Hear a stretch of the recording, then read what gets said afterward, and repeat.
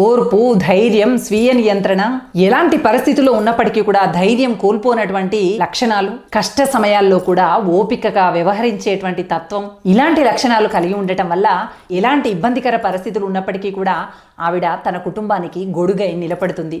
తన కుటుంబాన్ని సంరక్షించుకునేటువంటి బాధ్యత తన భుజస్కంధాలపై మోస్తున్నటువంటి ధైర్యవంతుల జాబితాలో చేరుతుంది. ఇలా ధైర్యం కలిగినటువంటి స్త్రీలు మాత్రమే ఎలాంటి పరిస్థితులు ఏర్పడినప్పటికీ కూడా కుటుంబంలో ప్రశాంతమైనటువంటి వాతావరణాన్ని ఏర్పరచగలుగుతారు. స్త్రీలలో ఉండేటువంటి అత్యంత అందమైనటువంటి లక్షణం ఏదైనా ఉంది అంటే అది అనురాగాన్ని పంచటం.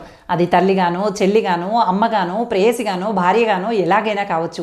అనురాగాన్ని పంచగలిగేటువంటి అత్యద్భుతమైనటువంటి గుణము స్త్రీలో ఉంటుంది. అనురాగంతో నిండినటువంటి స్త్రీ కుటుంబ సభ్యులందరికీ కూడా ప్రేమని పంచగలుగుతుంది.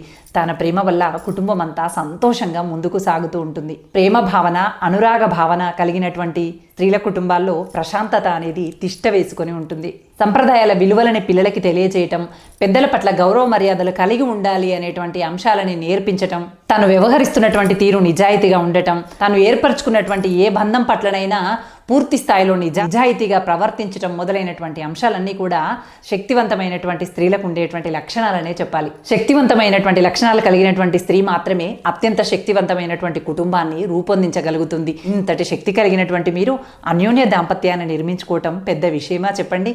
కాస్త ప్రయత్నించండి అంతే.